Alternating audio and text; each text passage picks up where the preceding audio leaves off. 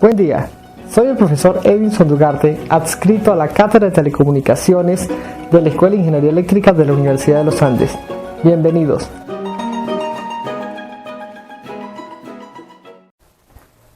Bueno, nos dicen siempre que en todo proceso de comunicación existe un emisor que quiere enviar una información hacia un receptor.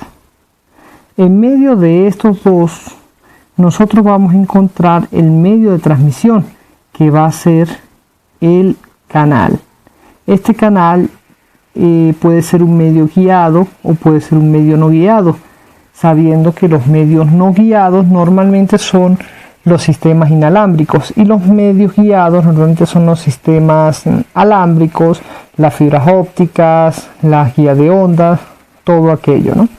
Entonces siempre se busca enviar una información, y resalto esta palabra, información, desde el emisor hacia el receptor. Existen muchos modelos de un sistema de comunicación, pero básicamente nosotros podemos simplificarlo a dos cosas. El emisor se reduce a una fuente de información en la cual se está generando el valor que queremos enviar, la data que queremos transmitir, en fin, toda la información que nosotros querramos enviar se está generando aquí en esta fuente de información. Se da, por ejemplo, la medición de determinado valor físico, un locutor de radio que está conversando alguna noticia, una canción que se está transmitiendo, una cámara de TV que está generando un video para enviarse, cualquier cosa que queramos nosotros enviar.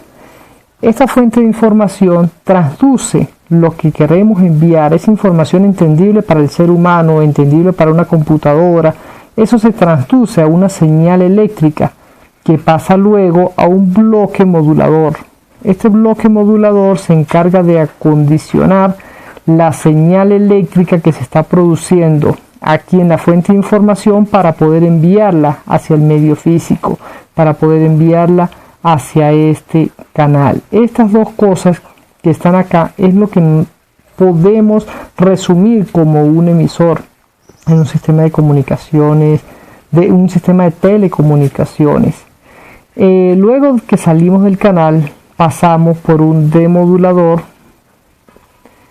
que va a hacer el proceso inverso a este modulador.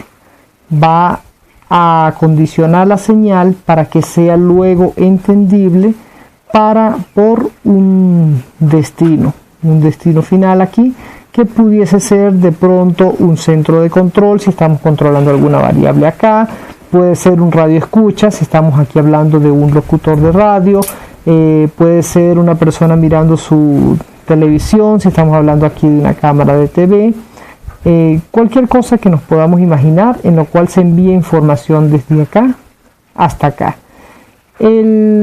También, aparte de estos, modulador y demodulador, existen otros bloques que no vamos a considerar acá por no ser estudiados en nuestra asignatura, pero que no quiero decir en ningún momento que no se encuentren presentes.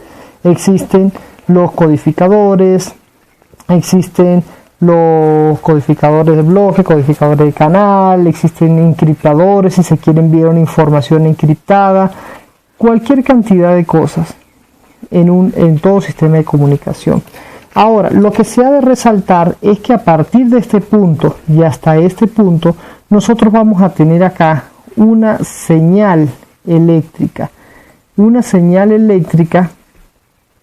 que puede ser acondicionada, que puede ser preparada, que puede ser modificada, amplificada, puede ser afectada también aquí en el canal por el ruido. El ruido en realidad está presente en todo momento, en los moduladores, en la fuente de información, en el destino, en todas estas partes existe el ruido. Sin embargo, nosotros nos reducimos a estudiarlo solamente en el canal por ser este punto el que más se afecta por el ruido. Recordemos que si tenemos un modulador electrónico, todo sistema electrónico se va a ver afectado en mayor o menor medida por una señal de ruido. Pero bueno, en resumidas cuentas, podemos decir que el ruido, o para efectos de nuestro estudio básico, diremos que el ruido está afectando nada más al canal y se va a ver como una señal que se está sumando a la señal que estamos transmitiendo con información. Esta señal eléctrica, entonces, es con lo que nosotros vamos a trabajar realmente. ¿Cómo nosotros interpretamos una señal eléctrica? Básicamente se puede interpretar como una función matemática, de esas que vemos nosotros cuando estamos empezando a hacer nuestros estudios de cálculo.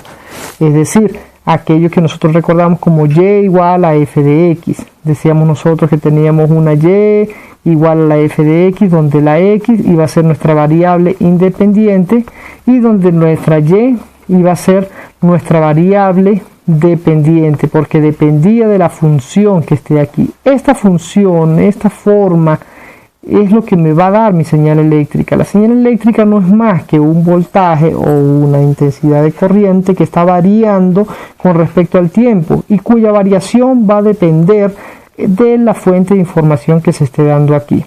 Para efectos de nuestra asignatura, nosotros la variable independiente no va a ser la variable x.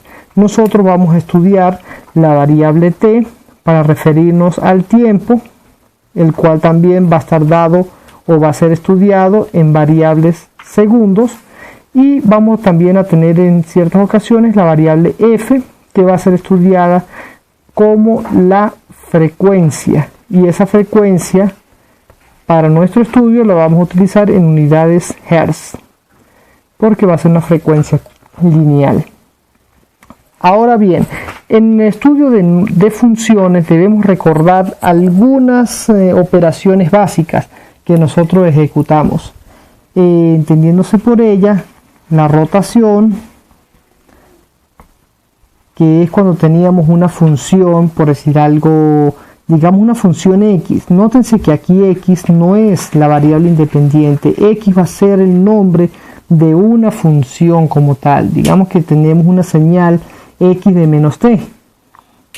Esto será la rotación, se dará como una rotación respecto al eje vertical. Es decir, si tenemos, por ejemplo, una señal, digamos que sea una x de t que esté dibujada acá en un punto A, cuando nosotros apliquemos el proceso de rotación, vamos a tener un reflejo de esa señal respecto a mi eje vertical.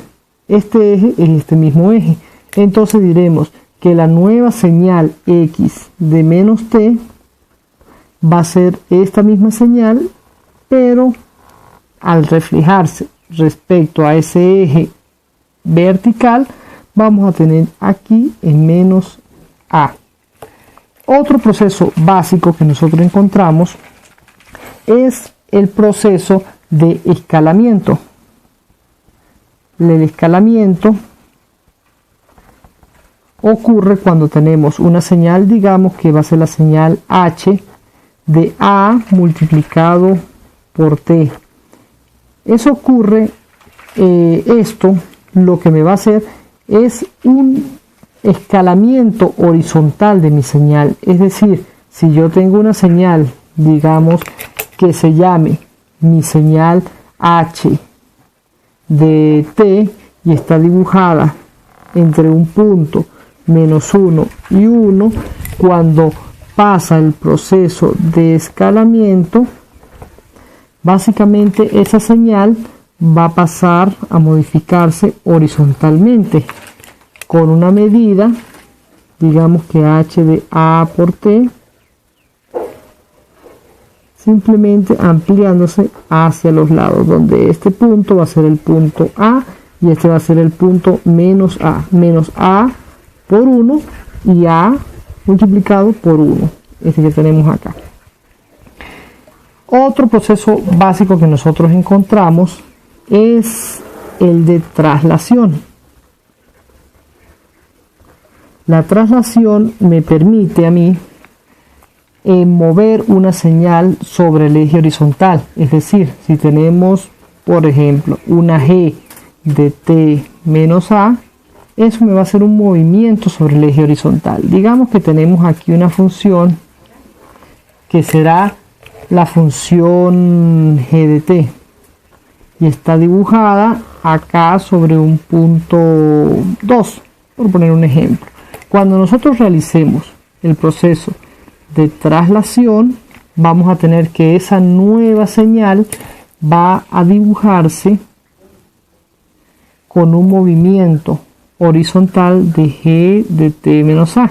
Es decir, esa señal se va a representar ahora en el punto 2 más a.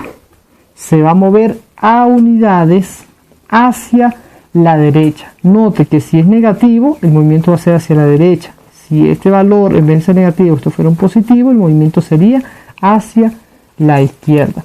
También debemos tener en cuenta que si nosotros encontramos más de un proceso mezclado aquí, el orden de precedencia va a ser primero una rotación o escalamiento y de segundo vamos a encontrar nosotros un movimiento de traslación.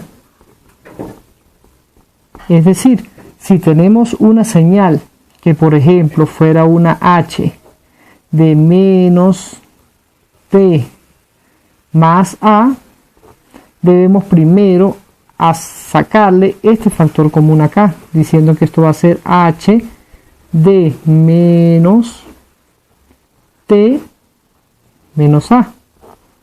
Aquí aplicamos primero esta rotación respecto al eje vertical, tal como lo hicimos acá respecto al eje vertical, y luego hacer la traslación. O sea, teniendo h de menos t más a, aplicaríamos entonces la rotación y nos va a quedar entonces h de t menos a. Y luego aplicamos un movimiento de traslación y nos va a quedar finalmente una función h de t, representada tal como nosotros deberíamos buscarla aquí. Otros conceptos básicos que debemos recordar en comunicaciones son las famosas integrales pares e integrales impares. Decíamos nosotros que si teníamos una función impar, digamos que x de t sea una señal par, cuando nosotros ejecutemos una integral entre un punto menos a y a de esa señal x de t diferencial de t, diremos que esto va a ser igual que 2 veces la integral entre 0 y a de x de t diferencial de t. Si tenemos por otro lado que hay una función, por ejemplo y de t, que sea una función impar, diremos que esa integral entre menos a y a de esa función y de t diferencial de t va a ser igual a 0. Recordemos también que si tenemos una función par multiplicada por otra función par, eso me dará una función par. Una función impar por una función impar me da una función par. También si tenemos una función impar por una función par, eso me da una función impar. Conceptos básicos. Y otro concepto muy importante es la famosa ecuación de Euler, que me dice que a la jx es exactamente igual al coseno de x más j veces el seno de x. De aquí pues vienen las reducciones que ocurre cuando e a la j a la menos j pi medios, eso es igual exactamente a menos j. También sale la reducción de que e elevado a la j pi medios, eso es igual a j. O de pronto e elevado a la más o menos j por pi, eso es exactamente igual a menos 1. También tenemos la función de que el coseno es igual a e a la jx más e a la menos jx entre 2. Seno de x igual a e a la jx menos e a la menos jx sobre 2j. Son funciones que se derivan de todas estas ecuaciones de Euler. Conceptos básicos que tal vez ustedes ya estarán aburridos de haberlos escuchado, pero que es bueno resaltarlos en todo momento. Muchas gracias.